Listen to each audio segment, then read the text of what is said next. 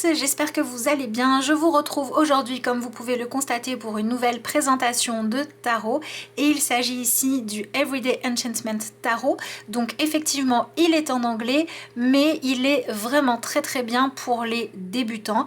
Et il est également aussi sympa si vous hésitez à vous lancer dans la pratique du tarot, parce que les représentations, comme vous allez pouvoir le voir, sont contemporaines. Et donc quand on aime utiliser des oracles ou des jeux uniquement à l'intuition, il fait aussi très bien l'affaire. Donc pour moi, il est aussi bien en tarot pour débutants que quand on cherche à avoir un oracle avec pas mal de cartes et qui est très complet. Alors, comme vous pouvez le voir, j'ai disposé les cartes par catégorie parce que ça saute aux yeux. C'est vraiment fait pour que l'on ait des repères visuels, chose qui peut être très appréciable quand on débute dans l'étude du tarot. Donc, vous avez ici les contours noirs pour les arcanes majeurs, vert pour les pentacles, rouge pour les bâtons, bleu pour les coupes et enfin violet pour les épées. Donc c'est vrai que par exemple quand on n'a pas l'habitude de faire des tirages à plusieurs cartes et qu'on va réaliser son brassage des cartes et qu'ensuite on va en extraire certaines et qu'on va se rendre compte qu'il y a par exemple toutes les cartes mélangées ou au contraire une majorité de bleu, de rouge, d'arcanes majeures, etc. Ça nous donne déjà beaucoup d'indications pour réaliser un tirage un peu plus approfondi que simplement carte par carte. Et le fait d'avoir un jeu qui le propose comme ça, qui va de toute façon le mettre en lumière, c'est une très bonne chose quand on souhaite commencer à approfondir ses lectures. Il n'est pas uniquement pour les gens qui veulent approfondir, c'est-à-dire qui ne sont pas complètement débutants, sinon je ne l'aurais pas mis dans cette catégorie. Il est bien pour démarrer, tout simplement parce que vous avez des images, comme vous pouvez le voir ici, qui sont contemporaine. Donc ça va pouvoir venir toucher à des souvenirs, à des symboliques que vous rencontrez dans votre quotidien et du coup il est très bien pour aider à activer l'intuition. Je ne vous l'aurais pas présenté si les symboliques ne représentaient pas suffisamment bien le tarot, hein. Franchement, il y a des jeux qui sont beaucoup plus éloignés de la symbolique de base du tarot, donc pour moi ça n'est absolument pas ici un obstacle pour le choisir en tant que premier jeu, même si comme pour n'importe quel tarot autre que Marseille, il ne faut pas oublier que quand on a des représentations imagées, illustrées par des images de vie, des scènes de vie, des arcanes mineurs, forcément ce qui est exprimé se voit clairement, mais on n'aura jamais l'entièreté de toute la symbolique que peut représenter une carte du tarot de Marseille. Voilà pour les bases. Donc si vous êtes toujours là, que vous êtes intéressé pour le découvrir, je vous propose que l'on commence à se plonger un peu plus dans l'univers de ce jeu. Alors, on va commencer par les arcanes de denier, donc les cartes de denier ou de pentacle, comme vous voulez, qui ici sont nommées avec le mot coins, donc ça fait référence à la monnaie. Alors, ici vous avez l'as, donc vous allez voir qu'on retrouve à la fois des scènes du quotidien et j'aime bien l'aspect où vous avez aussi des petits personnages magiques qui aident à dépasser juste l'image de base, qui aident à aller plus loin dans la symbolique et à ne pas nous enfermer dans ce que l'on va voir. Donc ici vous avez l'image du 2 de coupe, on va représenter la symbolique de devoir jongler, on va représenter aussi le côté où on est dans la matière avec la nourriture, avec le fait de devoir se faire une place. Donc les symboliques sont vraiment très bien. Ici vous avez l'énergie du 3 de denier. Donc des dessins qui sont assez agréables, c'est un style qu'on ne retrouve pas forcément très souvent et qui pourtant est franchement accessible au niveau des illustrations. Alors une chose que j'aime bien aussi, c'est que comme ici par exemple dans l'énergie du 5 de coupe, n'importe quoi, de denier pardon, vous avez à la fois l'aspect pas très positif, ici on a les gens qui sont dans le manque et ici vous avez un personnage qui a priori a l'air assez contente de ce qu'elle a gagné. Donc on a un jeu qui ne nous enferme pas dans une expression du tarot où les cartes seraient soit purement positives, soit purement négatives. Il y en a beaucoup qui nous rappellent que toutes les cartes ont leur signification dans le blocage ou dans la solution. Et ça, quand on démarre, je trouve que c'est vraiment essentiel pour pouvoir s'ouvrir à une façon de lire le tarot qui ne va pas être amputée d'une grande partie de ce qu'il peut nous offrir. Donc ici, vous avez l'énergie du 7 de coupe, le 8 de coupe. Alors, une autre chose qui est intéressante avec ce jeu-là, c'est que vous avez pas mal de styles de vie, de niveaux de vie et de métiers différents qui sont représentés. Ce qui fait que voilà, ça vient encore enrichir tout ce que l'on va pouvoir trouver comme interprétation. Et donc pour poser des questions vraiment très pratiques, très en lien avec la matière, eh bien il est très très bien. Ici, on est passé sur les personnages de cour, et donc là c'est pareil, les personnages de cour ne sont pas représentés par des rois, des reines et des chevaliers, mais bien par des personnages que l'on pourrait tout à fait retrouver dans notre monde contemporain. Donc c'est vrai que c'est intéressant parce que ça peut vous faire penser à quelqu'un ou à un type de personnage. Après, il reste à voir si chacune est bien judicieuse. Par exemple ici, le cavalier de denier, je le trouve vraiment judicieux puisqu'on va avoir ce personnage qui est fiable, qui fait les choses correctement, qui s'investit, mais qui n'est pas forcément quelqu'un de super jovial, super heureux, et ça n'est pas ce qu'on lui demande. Donc c'est très bien représenté ici. Donc voilà pour la première catégorie. On va ensuite passer aux cartes de bâton. Alors ici c'est intéressant parce qu'on a une énergie d'as de bâton où on voit un personnage devant une toile vierge et c'est souvent une représentation qui est choisie pour le valet de coupe. Et donc il y a vraiment cette notion d'un tarot qui vous transmet le message de ne vous enfermez pas dans les illustrations que vous avez vues dans un jeu. Faites place à votre intuition et donnez la priorité à la symbolique et à ce que vous ressentez. Donc ça c'est vraiment pas mal. Ici vous avez l'énergie du 2 de bâton avec la symbolique de la musique qui aide à s'évader, à prendre de la hauteur par rapport à ce que l'on vit. Le 3 de bâton, donc vous avez en plus, comme vous pouvez le voir, différentes saisons. Il y a vraiment une très très grande richesse dans ce jeu qui va vous permettre de le garder et d'évoluer avec pendant un bon moment si vous n'avez pas envie de démarrer une très grande collection. Voilà, vous avez donc différents métiers, différentes saisons, différentes symboliques. Vous avez des images beaucoup plus joyeuses, des images voilà, de réussite, de défis personnels, des images du quotidien, des images qui vont aussi parler de l'engagement. Donc c'est vraiment très très complet. Ici vous avez l'énergie du 8 de bâton, le 9, le 10 de bâton. Alors là c'est pareil, on a un 10 de bâton, on va retrouver cette énergie un peu fardeau, hein, de voilà, il faut réussir à déposer les choses, etc. Mais on pourrait aussi interpréter ça comme le fait d'avoir un personnage qui se dit ça y est, j'ai pas fini mon café, j'ai plus besoin, je suis enfin arrivé au bout de ce que je voulais. Donc on est vraiment dans cette liberté là. Ici vous avez le valet de bâton. Alors vous voyez, le valet est souvent représenté par des personnages un peu jeunes.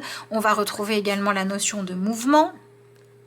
La reine de bâton, avec cette option de vouloir attirer les projecteurs sur soi. Le roi de bâton. Voilà, en plus c'est un jeu où on a aussi pas mal de variétés, donc comme je vous le disais, au niveau de l'âge, de la couleur de peau, de l'ethnie, etc. Donc ça c'est plutôt recherché en général. Et enfin le cavalier de bâton. Allez, on passe au personnage de coupe.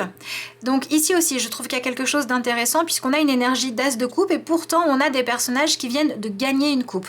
Donc cette notion de continuité de la vie, donc je vous dis pour moi, c'est un jeu qui est fait vraiment très intelligemment, qui ne s'est pas contenté de bien représenter l'énergie de chaque carte, mais je trouve qu'il a aussi ce message de dire que le tarot nous sert à faire beaucoup de choses, qu'il est très riche et qu'il ne faut pas lui enlever la plus grande partie de ce qu'il permet de faire en ne le mettant que dans un aspect prédictif. Voilà, c'est un jeu qui par exemple peut être aussi très bien utilisé si vous voulez faire de la visualisation.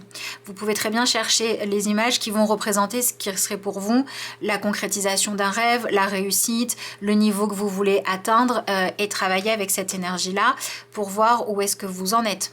Si vous le voulez en carte conseil aussi, par exemple, cette carte du 7 de coupe qui normalement représente la multitude du choix. Effectivement, ici, il a fallu choisir un motif, mais on va aussi voir l'expression de il faut travailler, il faut s'entraîner, il ne faut pas flancher à la moindre difficulté quand on veut atteindre un objectif. Donc, il est aussi très motivant.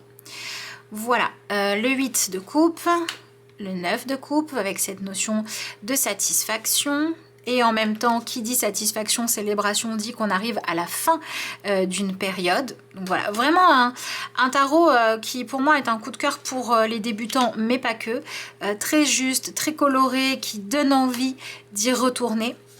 Alors, une chose que je pourrais lui reprocher, c'est que les cartes sont vraiment très larges. Mais là encore, deux choses. La première, c'est qu'on peut y voir un intérêt, c'est-à-dire que quand on est débutant, on a tendance à vouloir, surtout quand on a des cartes plus petites, hein, donc si je vous compare ça avec une carte de tarot, vous voyez, elles sont vraiment beaucoup plus grandes. Donc on a plus de place quand on prend des cartes de format traditionnel. On a tendance assez facilement, quand on ne comprend pas, à vouloir rajouter des cartes et des cartes et des cartes. Alors que quand on a un jeu qui est assez imposant, au bout d'un moment on n'a plus de place et il va bien falloir s'en débrouiller. Donc c'est pas mal. Je vous le montre comme ça et moi je vais ensuite le découper parce que bon, je suis plus dans l'aspect totalement débutant et je vais enlever une partie des bordures et vous pouvez très bien le faire aussi, donc c'est pour ça que c'est pas gênant. Le carton est relativement souple, donc vous allez pouvoir le modifier.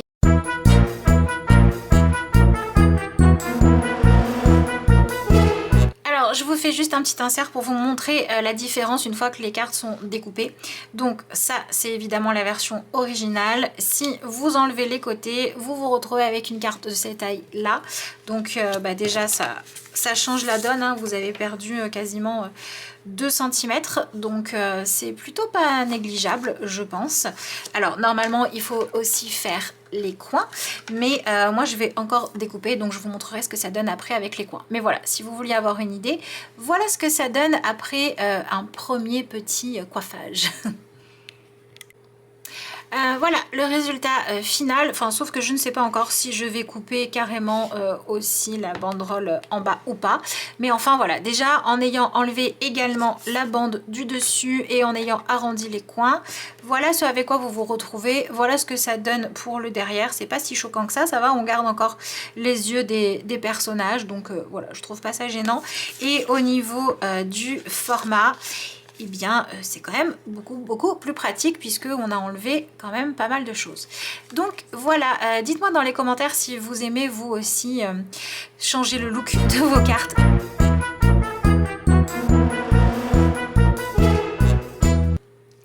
Vous avez également beaucoup d'expressions, d'émotions. Les visages sont vraiment expressifs, donc pour tout ce qui est réussir à comprendre ce qui se passe en nous, etc.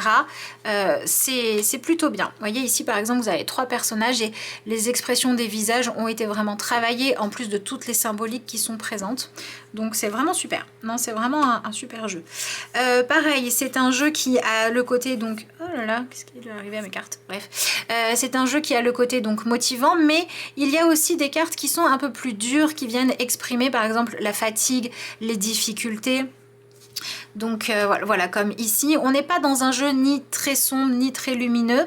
Je trouve qu'il porte bien cette énergie de soleil qu'on va retrouver ici, puisqu'ici c'est la représentation de la carte du soleil, vous le verrez après, puisqu'il met vraiment en lumière l'humanité, le monde, la vie quotidienne, vraiment telle qu'elle est.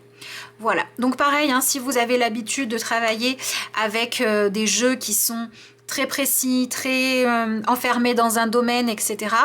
Celui-ci a quelque chose de l'ordre de aider à revenir dans le monde.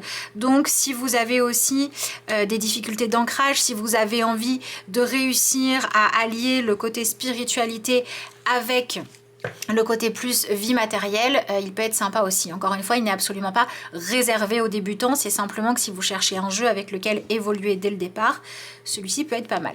Alors la carte du fou, c'est la carte que j'aime le moins parce qu'on a un personnage qui est en train de travailler et le fou normalement représente un petit peu cette idée de pas trop savoir où on va et de pas avoir d'activité. Donc c'est celle que j'aime le moins, mais on retrouve quand même la symbolique de quelqu'un qui va on ne sait pas trop où, qui est peut-être un petit peu naïf, qui justement n'est pas investi, est intéressé par autre chose que ce qu'il fait. Donc la carte se comprend et suit quand même une logique. Ensuite, vous avez la jolie carte du magicien qui est pleine de poésie. La papesse, alors la papesse, on n'est pas dans une papesse complètement austère, même si elle n'est pas non plus la plus lumineuse du monde, hein. Donc on va retrouver ce côté spiritualité. Et bon, ici c'est vrai qu'on retrouve quand même pas mal des a priori qu'il y a sur la papesse, avec ce côté très froid qui donne pas envie d'avancer. Ça c'est un truc qui me gêne un petit peu. Mais bon, c'est dans tous les tarots comme ça. Donc ici vous avez l'impératrice qui est représentée beaucoup plus dans l'énergie de la mer. À nous de réussir à aller au-delà. On va quand même voir qu'il y a a un personnage masculin ici, il y a le bouquet de fleurs qui peut exprimer le besoin d'amour, de satisfaction. On a ces petits détails qui vont nous parler de l'impératrice qui essaie de créer un environnement confortable. Ici, on a la carte de l'empereur. Donc, je trouve que en fait, les arcanes majeures sont quand même les cartes qui sont les plus, on va dire, limitées, les plus enfermées dans des significations. Mais quand on débute, apprendre déjà les bases, c'est pas mal. Voilà. Donc ici, on a la carte du hiérophante remise au goût du jour. Et on a tout un tas de symboliques de religions différentes. Donc, mis à part le fait que pour moi, le hiérophante n'est pas censé représenter une quelconque religion, le fait d'en avoir plusieurs aide déjà à sortir de cet enfermement-là. Vous avez la carte des amoureux. Qu'est-ce qu'elle est magnifique, cette carte. Elle est tellement, tellement belle. Voilà, tout y est. Le chariot, alors on retrouve de façon intéressante le côté de la jeunesse, le côté de vouloir montrer ce qu'on sait faire, de se tester, de dépasser un peu ses limites. Voilà, il y a quand même pas mal de symboliques, hein. Les principales sont là. Ah oui, autre chose que je ne vous ai pas dit, c'est que les cartes d'arcane majeure ne sont pas numérotées. Et ça, c'est hyper appréciable parce que ça permet de remettre la justice et la force à leur place. Donc, c'est plutôt bien. Ici, vous avez l'ermite, très jolie carte de l'ermite, version moderne de l'ermite. On est dans quelque chose de très juste. Le repli sur soi, l'analyse méticuleuse, être vraiment dans rechercher des informations, l'observation, la réflexion. La haute fortune, la force, le pendu. La carte de la mort qui est très belle aussi avec ce personnage là qui peut représenter une âme désincarnée. Donc vous voyez, il ne renie ni la vie matérielle ni la vie spirituelle. Donc pour lier les deux, il est vraiment vraiment bien. La carte de la tempérance, j'aime beaucoup cette représentation-là. C'est pas toujours la carte la plus évidente à saisir quand on débute. Et ici, on voit bien cette notion de nécessité de trouver un compromis, cette quête d'avoir une vie plus équilibrée. On voit aussi cette énergie de il va bien falloir y mettre du sien. On voit l'importance d'apprécier les petites choses. Donc il y a vraiment beaucoup de choses qui ressortent. C'est vraiment très judicieux comme représentation, je trouve. Le diable. Alors ici on est vraiment dans la représentation du diable, pardon, dans l'aspect mauvaise tentation. Bon, j'aurais bien aimé qu'il y ait un côté un peu plus lumineux, mais bon. La tour, alors qui reprend un peu l'énergie de l'effondrement des tours. Bon, je suis pas forcément fan de l'idée parce que je trouve que ça nous ramène tout de suite à ça en priorité. Mais bon, il fallait bien une carte qui nous fasse faire un exercice pour dépasser les a priori, la première idée qui nous vient en tout cas. L'étoile, alors ici on a une étoile qui est beaucoup dans le côté main tendue, espérance. On a moins l'aspect vivre selon ses propres valeurs sans se soucier des autres. On n'a pas ça du tout même. Mais bon, ça peut pousser au questionnement, pourquoi pas. La lune, le soleil, donc comme vous le voyez, le personnage représenté, c'est le même que celui que vous trouvez sur le livret, enfin la même plutôt, et sur la boîte. Alors, la carte du jugement qui pousse plus au non-jugement qu'autre chose. Et enfin, la très très jolie carte du monde. Donc voilà, je vous ai montré toutes les cartes. Je vais évidemment vous présenter le dos. Alors, on a un dos qui est très très riche, hein, qui permet de faire les tirages inversés puisque nous avons une symétrie parfaite. Au niveau de la qualité des cartes, alors elles sont un petit peu trop souples, je trouve. Disons que si elle avait été un peu moins, ça n'aurait pas été grave. Mais bon, vous voyez, elles répondent quand même bien. C'est quand même tout à fait correct comme qualité. On dirait du carton un petit peu plastifié. C'est assez particulier comme texture. Vous allez voir que au niveau de glisser, elles glissent plutôt bien. Au début, elles ont un peu tendance à accrocher, me semble-t-il, si je me rappelle bien, ça fait un moment que je l'ai. Mais après, voilà, on les mélange sans souci, elles glissent correctement. Donc la taille des cartes, je vous l'ai déjà comparé avec le tarot, donc on peut quand même les mélanger sans problème, dans ce sens, dans ce sens. Si ce n'est que c'est vrai que quand on les réunit toutes, vous allez voir que ça va quand même nous faire un paquet d'une certaine hauteur, épaisseur, pardon. Voilà, vous avez quand même un bon petit paquet entre les mains, donc c'est vrai que tout ensemble, c'est pas forcément évident quand on y associe la largeur, donc c'est aussi une des raisons pour lesquelles je vais les découper. Si c'est quelque chose qui vous bloque dès le départ, moi je vous conseille quand même d'essayer au départ de garder le contour, mais vous pouvez par exemple le garder uniquement au-dessus et en dessous et amenuiser les côtés hein, tout simplement, et vous aurez quand même votre repère couleur. Voilà, donc voilà pour les cartes en elles-mêmes de ce joli jeu. Ensuite, vous allez retrouver un livre, c'est vraiment un livre, hein, hop, en format paysage, donc je trouve ça sympa, ça change un petit peu, pourquoi pas. Alors effectivement il est en anglais, mais je tiens quand même à vous le montrer parce que je trouve qu'il est vraiment très bien fait. Donc comme vous allez pouvoir le voir ici, vous avez une partie avec des mots-clés, vous avez des correspondances avec les planètes, les éléments, le signe astrologique, l'image qui est représentée en petit, et ensuite vous avez à chaque fois alors la description de l'image, l'histoire qui est racontée, et ça c'est franchement super quand on n'arrive pas à comprendre forcément ce que l'auteur ou l'illustrateur plutôt a voulu exprimer, bah, le fait d'avoir l'histoire racontée, on comprend mieux et ça permet soit de rentrer plus en profondeur dans l'intention de l'illustrateur, soit de dire ok, moi j'y voyais pas la même histoire, et de réaliser que en fait on n'est pas enfermé dedans, donc ça c'est top. Et ensuite vous avez voilà trois colonnes qui viennent expliquer, et je trouve que les explications sont vraiment intéressantes. Autre chose d'appréciable, c'est que comme vous pouvez le voir, les arcanes mineurs ont été traités avec autant d'intérêt que les arcanes majeurs. Ici, vous êtes sur une carte de personnage, puisque c'est la carte de la reine de bâton. Vous avez quand même les mots-clés, vous avez quand même la représentation, l'image, l'histoire et la signification qui prend tout autant de place. Donc voilà pour les cartes de personnages. Et si maintenant je vous prends une carte numérotée, eh bien c'est pareil. Nous avons aussi beaucoup d'explications. Hop, voilà, à chaque fois. Donc ça, c'est quelque chose que j'apprécie vraiment beaucoup, le fait que les arcanes majeurs et mineurs soient traités avec autant de considération. Vous avez les petits repères noirs pour trouver les différentes suites.